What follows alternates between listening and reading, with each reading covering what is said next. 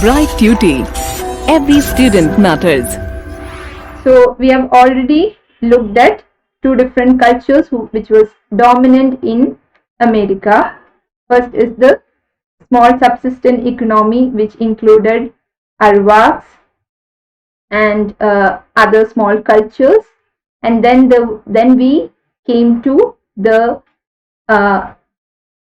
other monarchical or advanced systems of state structure which had developed in America during the medieval period, which included Incas of Peru, Aztecs, and the civilization of Mayas. So we have already looked closely into their specific features, their administrative structure, and what led to their decline when it came into confrontation with the Europeans. Now we look at the European voyages of exploration, or the European journey over on the sea for exploring new continents. So it was in the 15th century that the European adventurers started voyages or journeys to South America and Caribbean. So till 15th century, no such voyage is undertaken by Europeans, and it was the magnetic compass which helped the Europeans to pinpoint cardinal points accurately. So the most important development which helps or which makes possible this exploration is the discovery or the invention of the magnetic compass. This is this technical advancement which goes on to play a major role, which kind of changes the history of the world in one way, that it helps Europeans explore new continents and new regions which was unknown to them till now. So the magnetic compass, it's a technological invention which has a huge effect on history. So the circulation of travel literature and books, so one reason is the invention, and secondly the circulation of travel literature and books on cosmography, that is the geographical specificities of each region, and geography created widespread interest among the Europeans in Americas in the AD 15th century. So by this time period we saw the printing press also gets established or invented. That is another important technological intervention or discovery or invention taking place. So we already have seen that when printing press comes into being, the availability of cheap books become possible. So till then books are all in handwritten format and it's very difficult to get hold of a book.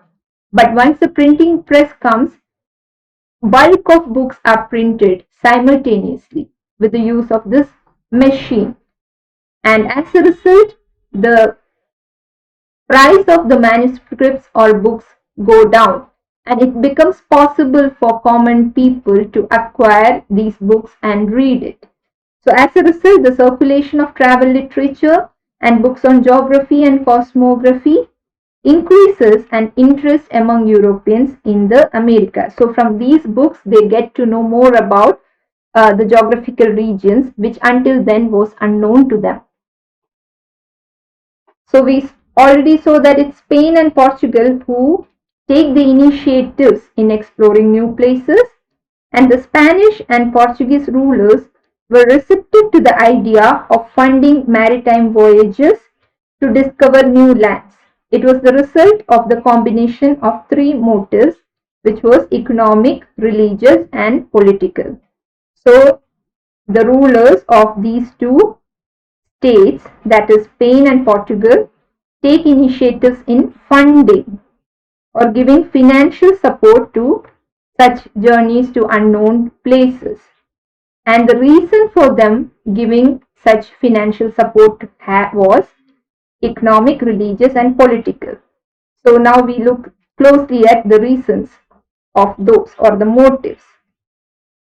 So from the mid 14th century to the mid 15th centuries, there was continued depopulation of many parts of Europe due to plague and wars. Trade grew slack. There was a shortage of gold and silver, which were used for making coins. So we have seen that by the 14th century, there is a decline in the trade and also the population, because there is Black Death and plague which affects most part of Europe, leading to death of millions of people in Europe during this time. And then there is war, and the trade becomes very, bad, or the trade doesn't happen as it used to, and the trade has been declining in this period. And there is also, as a result of lack of trade, there is shortage of gold and silver, which was still then used for making coins. So there is a crisis in the economic sector.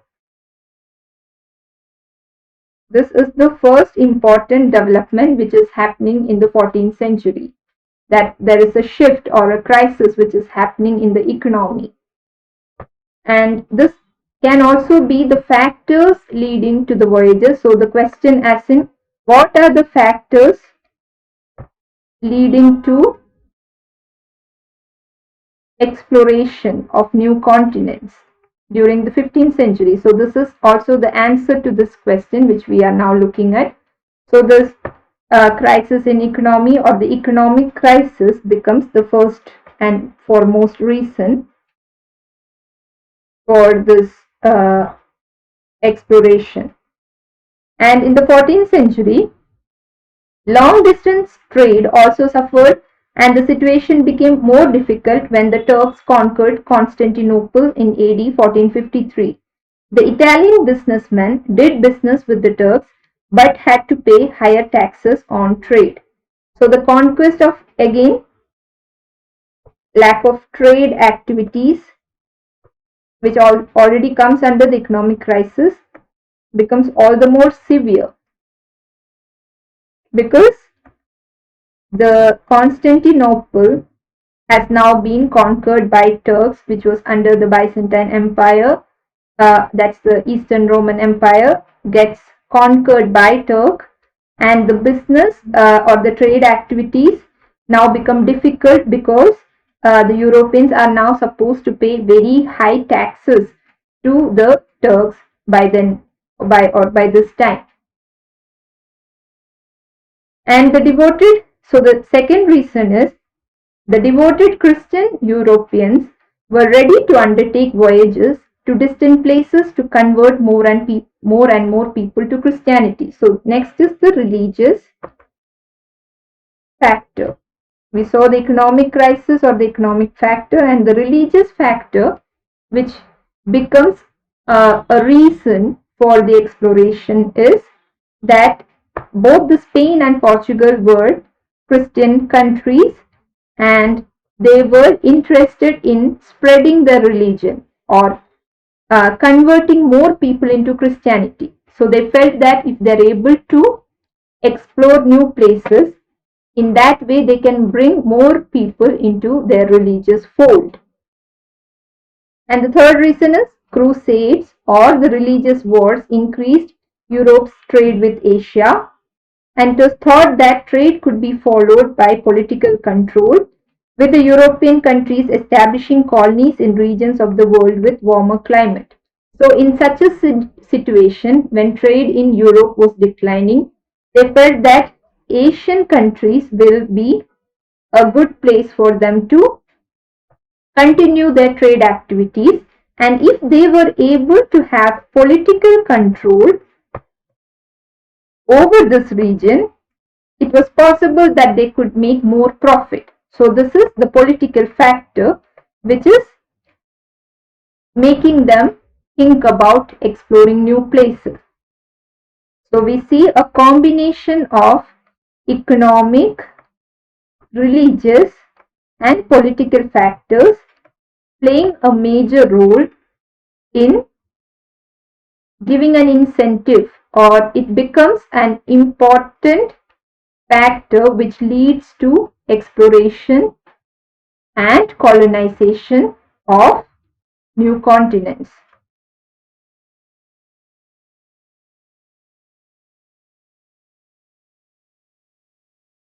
So when the question is asked, what are the factors leading to this exploration and colonization of new continents in the 15th century, you will have to mention all these three factors playing a major role.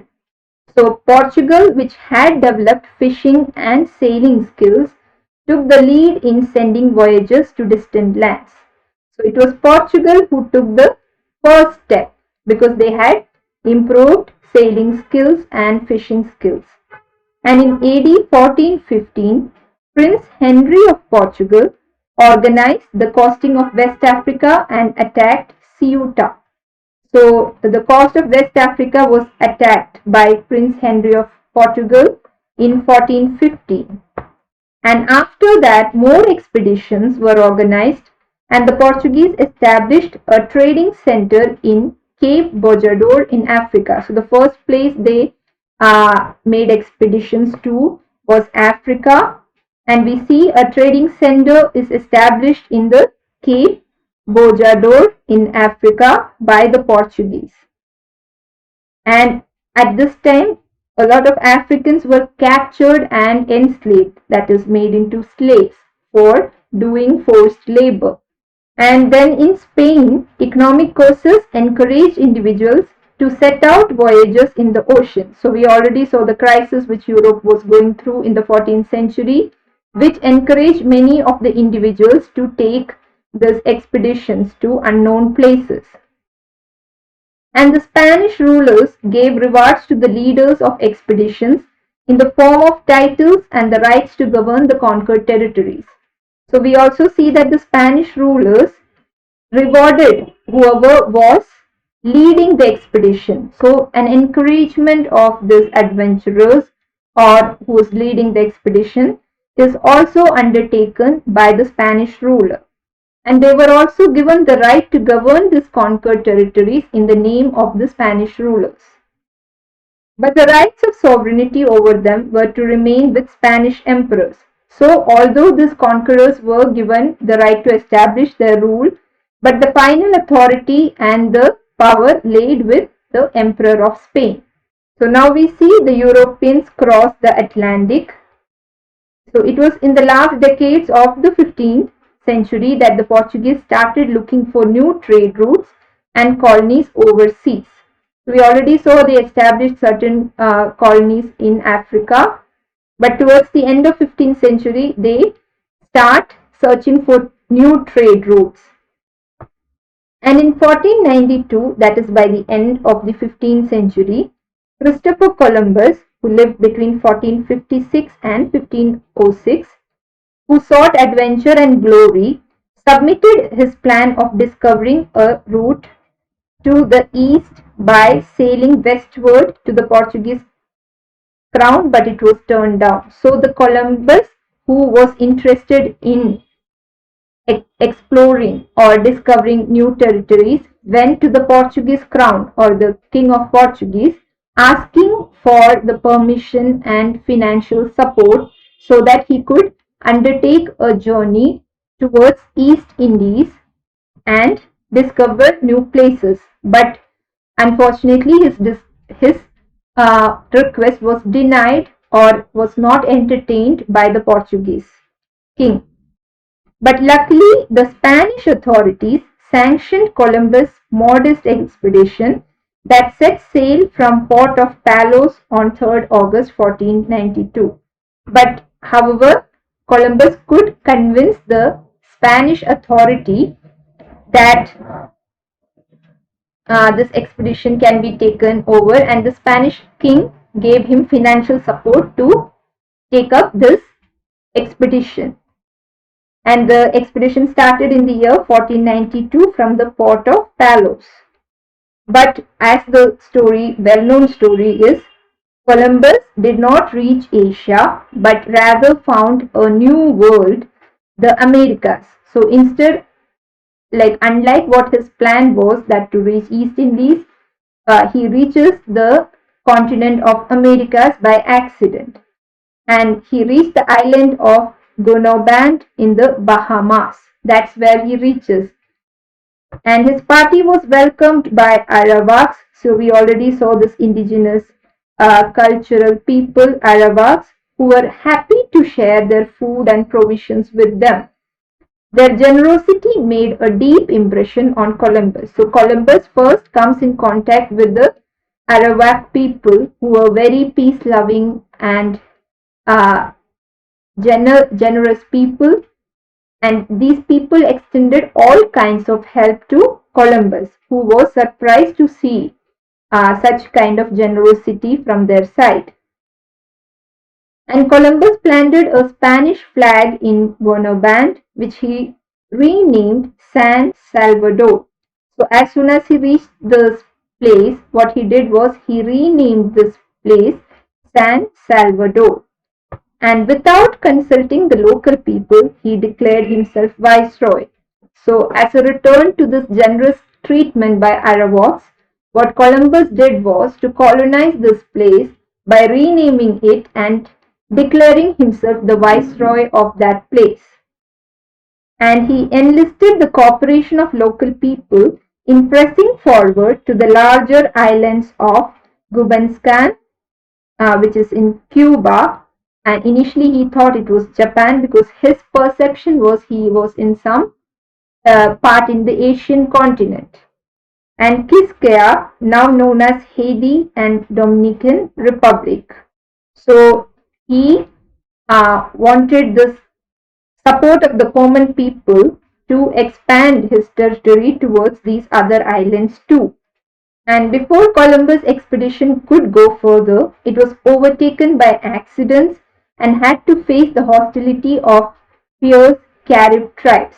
But this task was not easy, because he had to face the opposition of the tribes within the Caribbean region, and there were several accidents and mishaps also happening to his crew at this time.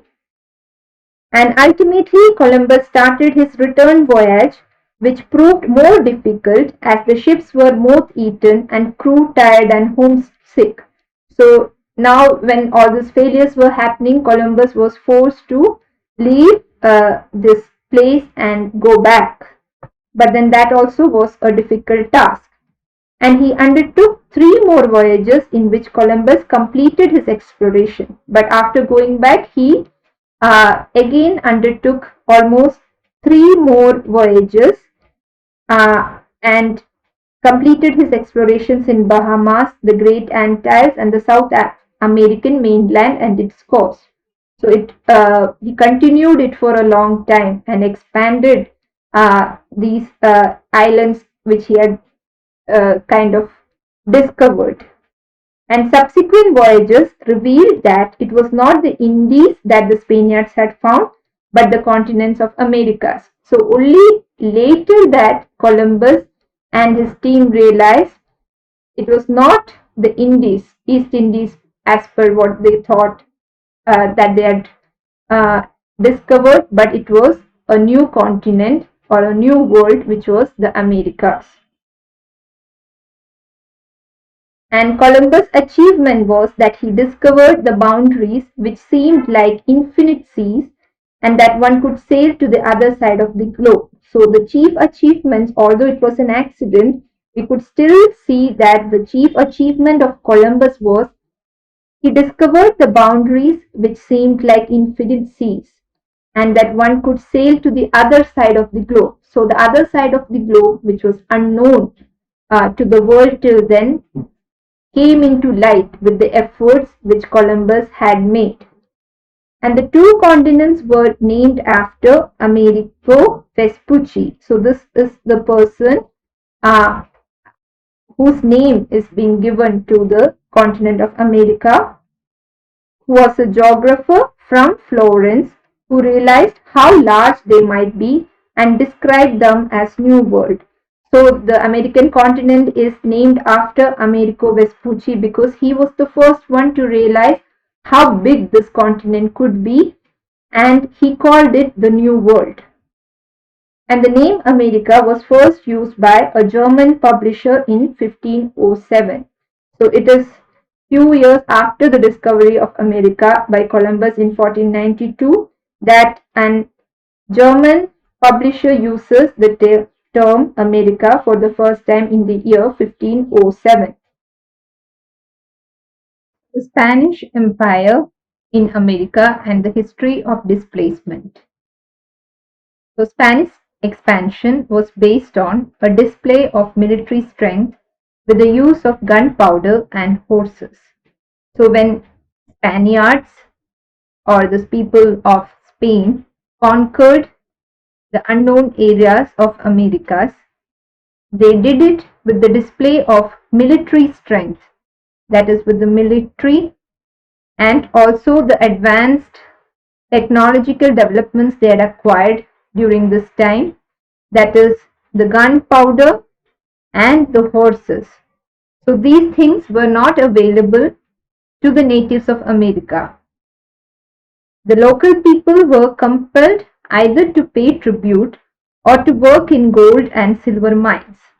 So after exploration and colonization of these areas, the natives or the local people were compelled, that is forced, to pay tribute, that is pay taxes, or if they were not able to pay the tax, they were to work in the gold and silver mines.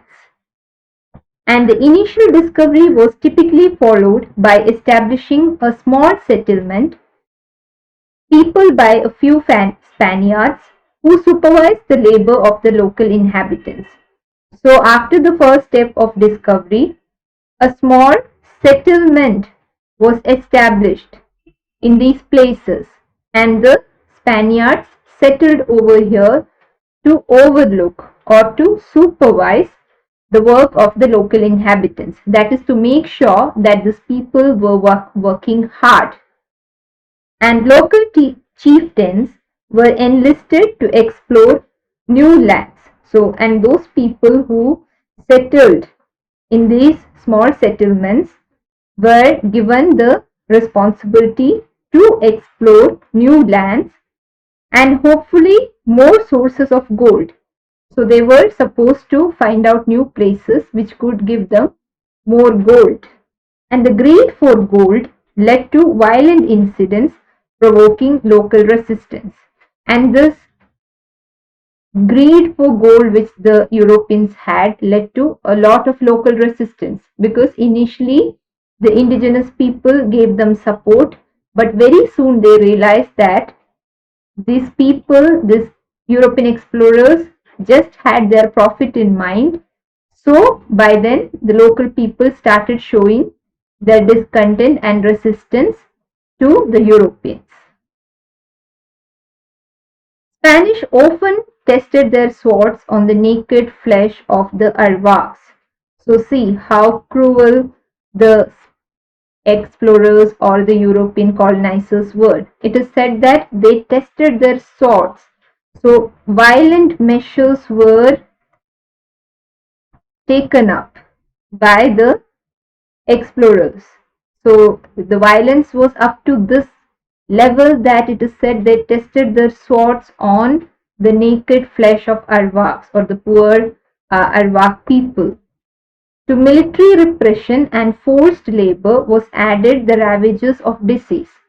So the misfortunes which these explorers brought included military repression, that is violence through the use of militia, and forced labor. The people who were not interested in working in the fields were compelled or forced to work for the Europeans.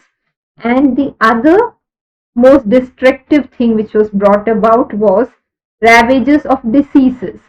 When the Europeans came to Americas, they brought with them viruses and other kind of diseases which spread in America and had a disastrous effect.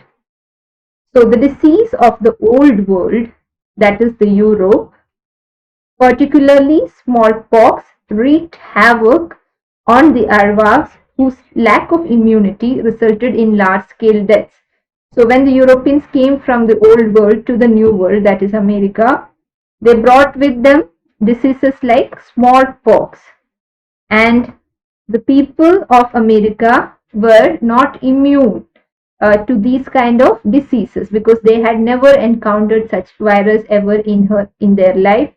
So as soon as they came into contact with such diseases, a large scale death and devastation happened all along America.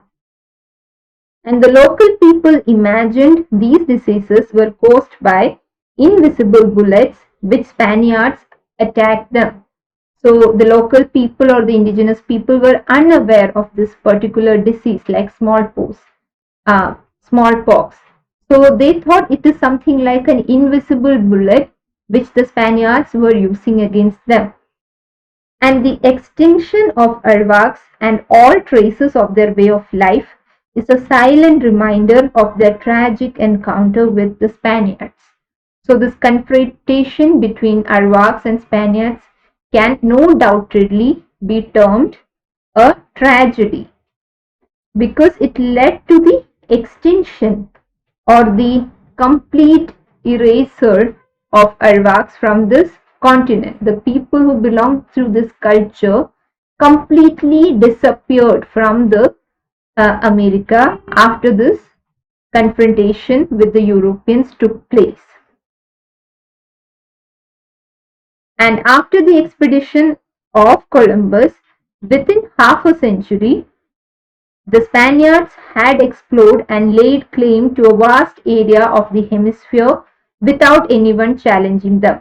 So within half a century, that is by the 16th century, very clearly the Spaniards had control over large parts of America and with little resistance from the local people because the local people didn't have such advanced things like gunpowder and horses, which helped the Spaniards spread their control over large areas.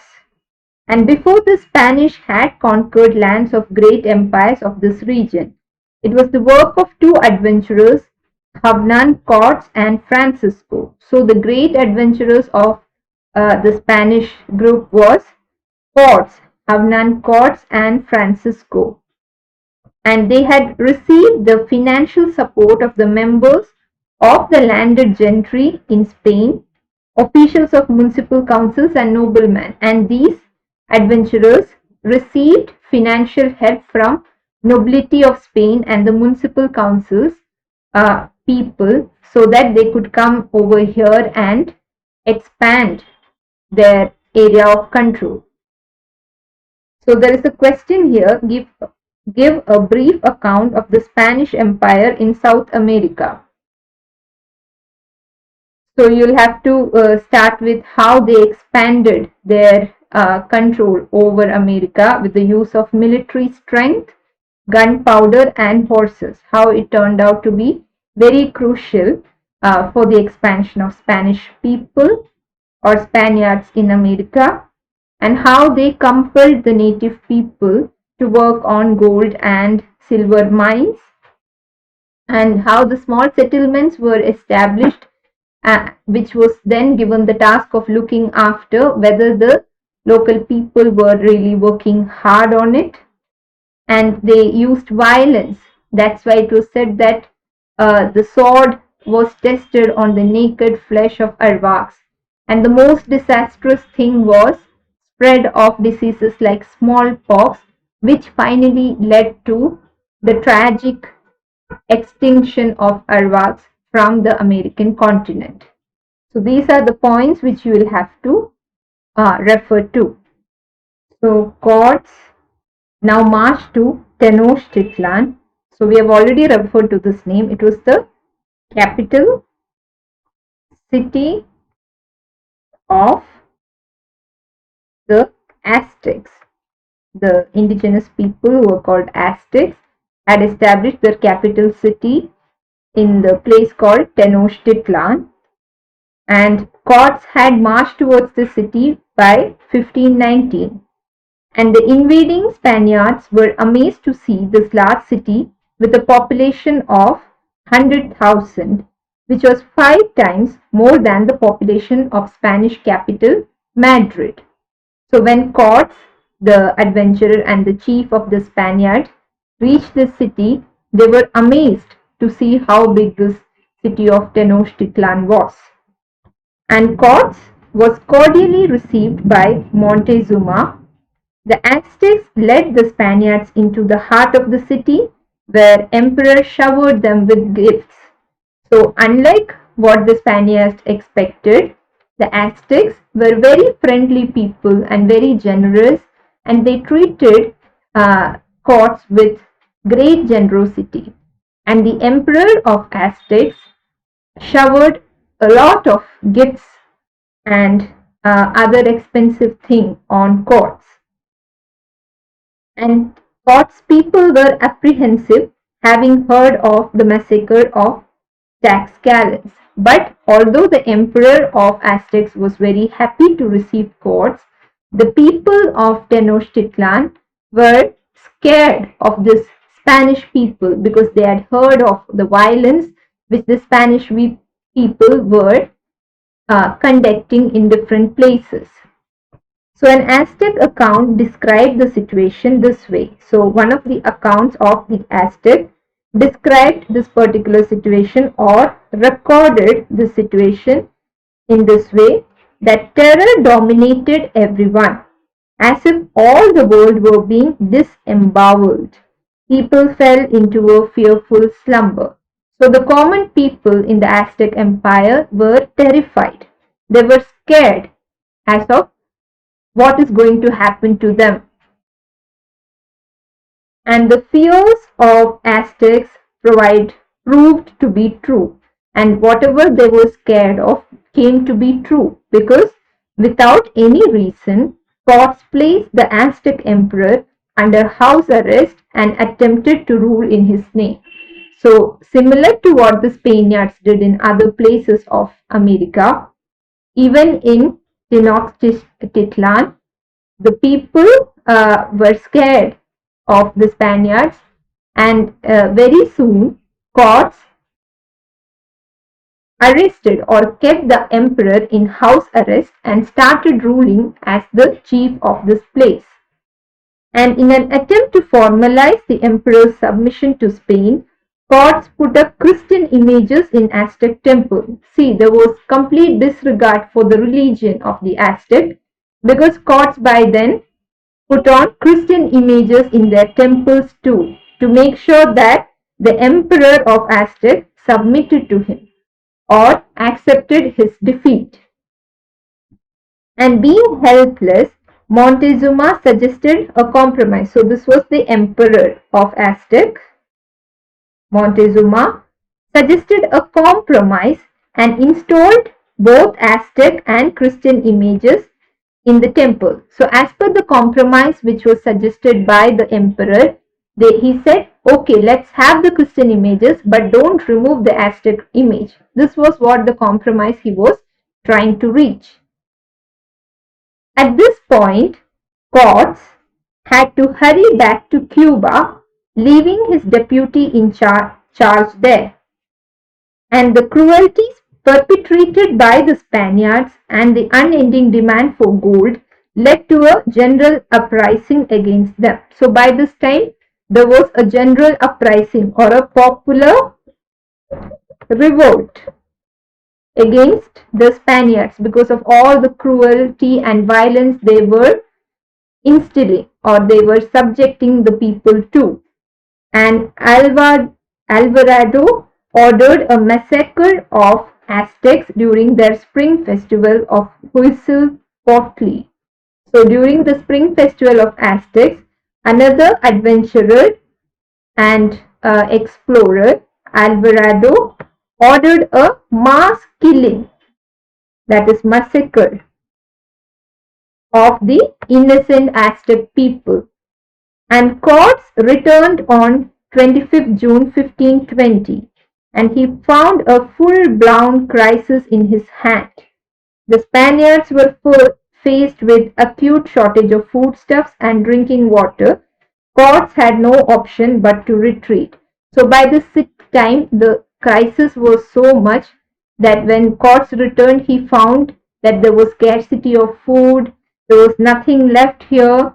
So he was forced to go back or retreat because of all this popular revolt, uprising, and the massacre of Aztecs people during this time led to a large crisis. And about this time, King Montezuma died under mysterious circumstances. Another development is the death of Aztec emperor. But Aztecs continued to fight the Spaniards. So it is not that they very easily accepted their defeat, but the Aztecs people were determined to fight against the cruel Spanish explorers. And about 600 soldiers of Cortes and his allies were killed in what is known as the Night of Tears. So around 600 soldiers of Cortes and his allies or supporters were killed during that night, which was then later on termed as the Night of Tears. That is a very sad night.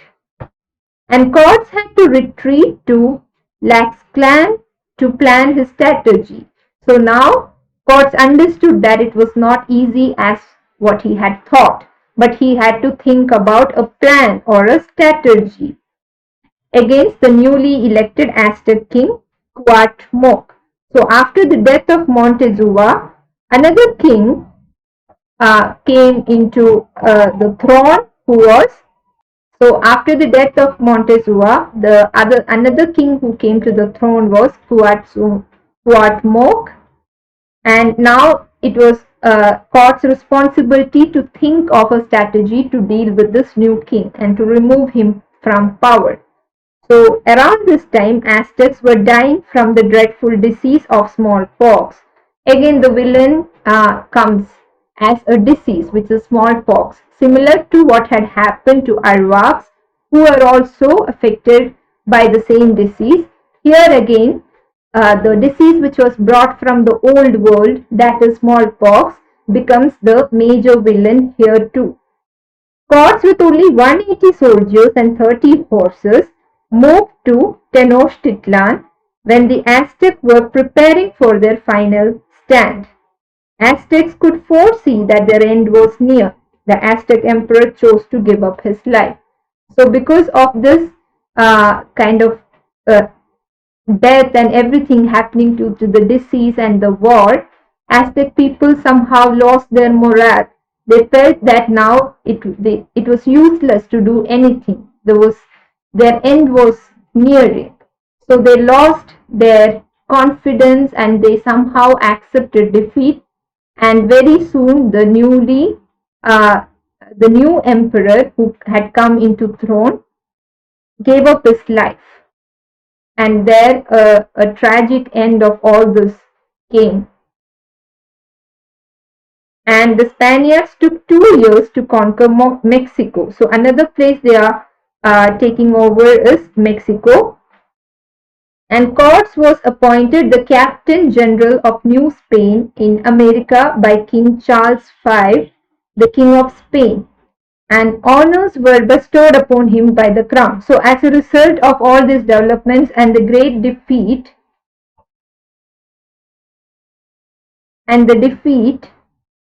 of the Aztecs, we see that the Captain Cortes is now appointed as the Captain General of New Spain in America. So the Cortes, this guy or this man Cortes, gets appointed as the Captain General of America, and he is being established as the Captain General by or appointed by Charles V, who was the King of Spain, and a lot of honor and gifts are bestowed upon Scots for this great achievement, that is, the victory over Aztecs and the conquering of Mexico.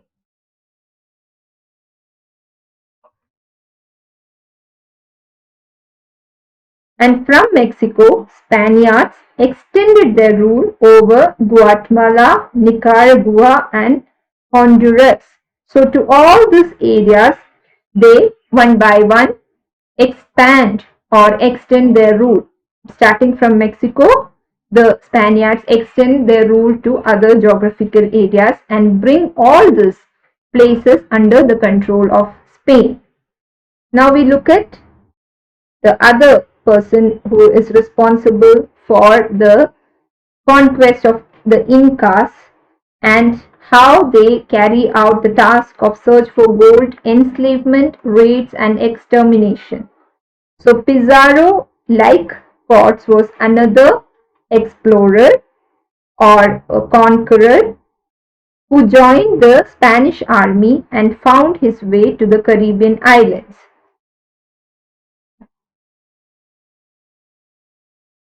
So we had seen how Potts had extended or expanded his rule over the Mexican region and how he had conquered the Aztecs.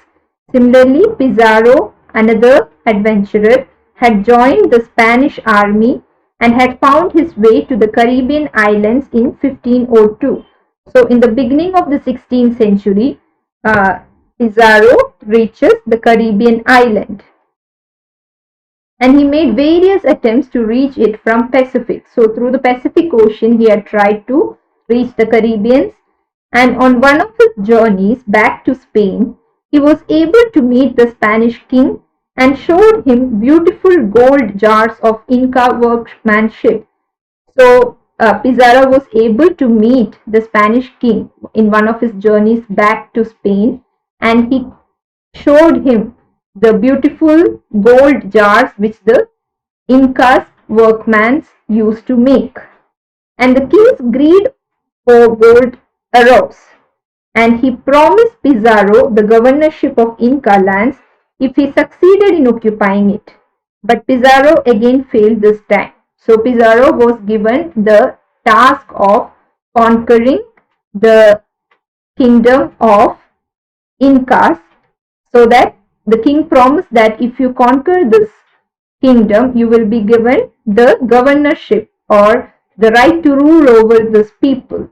But initially, Pizarro faced failure. It was not in the first go, he couldn't conquer this. And in AD 1532, Atahualpa became the Inca emperor. So this is the name of the Inca emperor or the king, Atahualpa. And after a civil war, so civil war is when there are confronting or conflicting fractions within the kingdom. So the fight is not between one country and the other country, but within the country there are two different fractions fighting for power. That's what we call it as civil war, a war within the countrymen. And Pizarro arrived on the scene and captured the king after setting a trap for him. The king offered a room full of gold as ransom for his release. So when the civil war was going on, Pizarro comes into the scene and captures the king.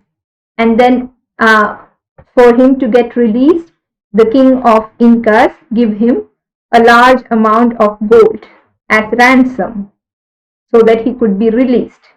But Pizarro did not keep his promise. But then what we see is, although he takes that gold, whatever the king offers him, but Pizarro does not keep his promise, and he had the king executed and his followers ruthlessly looted the people. So these people were so cruel, the people of Pizarro, that he executes or hangs the king and also loots the common people of Inca. And next Pizarro occupied the country, and after that what he did was he occupied the country. So similar to what Potts did, Pizarro is also doing the same to Incas. So for Cortes, his responsibility or the task was to conquer Aztecs, the kingdom of Aztecs, and Pizarro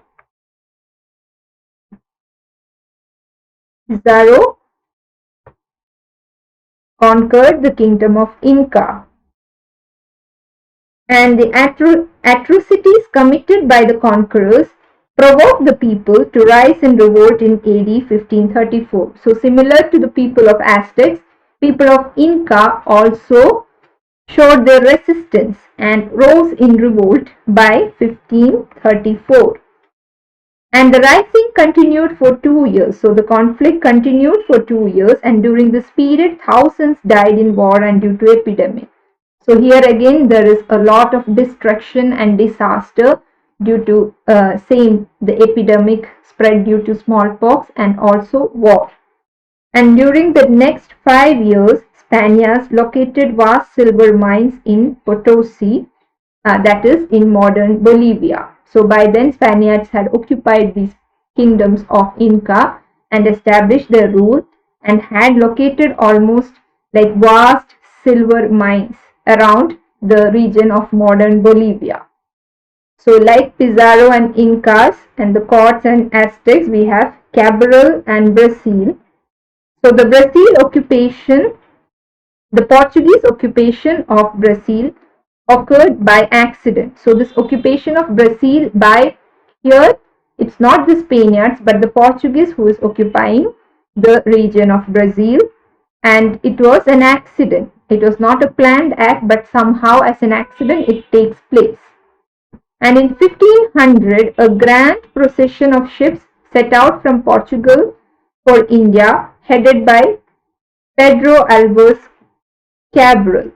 So this grand procession of ships were set out from Portugal to India, and to avoid rough and stormy seas, he sailed around West Africa, and to his utter surprise, he found that he had reached the coast of present-day Brazil. So exactly like what had happened to Columbus, who had headed towards East Indies but reached the New World. Similarly, Cabral had also planned to go to India, but he somehow comes to the coast of present-day Brazil. So that's why it is an accident that this whole expansion towards Brazil and the expedition to Brazil takes place under the leadership of Cabral. And the Portuguese were more interested in increasing their trade with West Indies than with Brazil, which did not promise any gold. So their interest of the Portuguese was to improve their trade with West Indies, because in Brazil, unlike the Incas or the Central America, the Mexican region, this place was not rich in silver or in gold.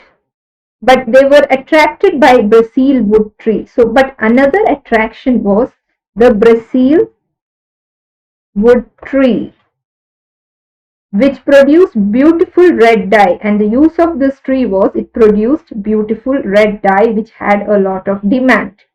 And the natives readily agreed to cut the trees for them and to carry the logs to the ships. So the innocent natives were not knowing the value of this product, and they kind of readily agreed to cut off those plants, both those trees, and give it to the Portugal explorers. And in exchange, they got knives and saws, which they regarded as marvels. So, as an exchange to the work which they were doing, the natives of Brazil got knives and saws, such equipments from the Portuguese people. And for the natives, those were really very useful, and they were marveled or surprised at the work it could do. And the trade in timber resulted in fierce battles between Portuguese and French traders. So by then, there are different forces from different parts of Europe who are competing for trade goods within America. It's not only Spain and Portugal, but other states like France and England are also taking a lot of interest and investing in trade in this part.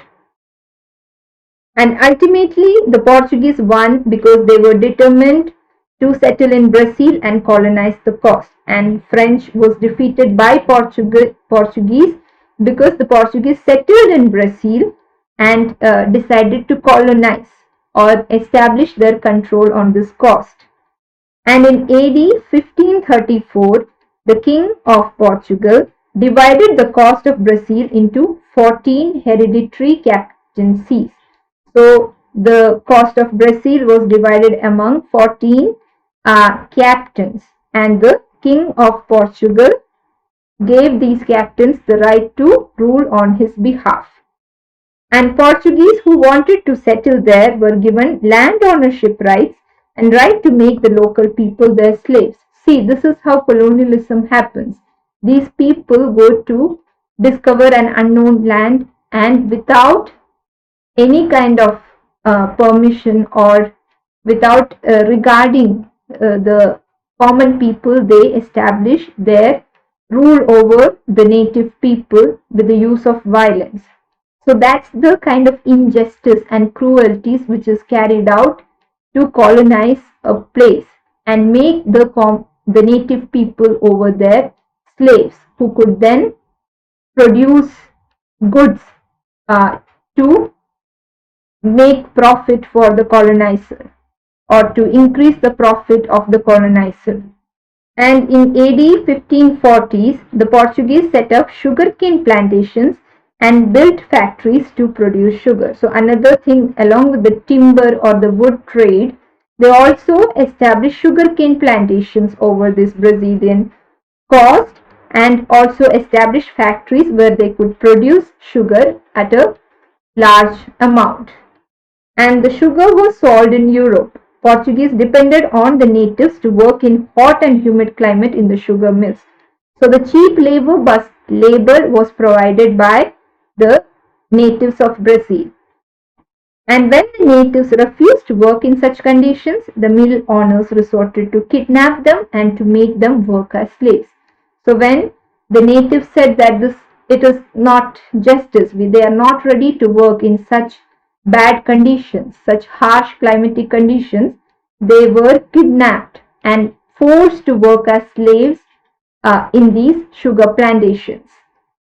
The natives kept retreating into forest to escape slavery, and as a result, the native villages on the coast disappeared. So in the Brazil also, the effect or the consequence of their interaction or confrontation with the Europeans was similar to what happened with Incas and Aztecs and the Arawaks, because here too, in order to save themselves from the cruelties of slavery, people retreated or flee back to forest, and the native villages became empty, or the people of that village disappeared.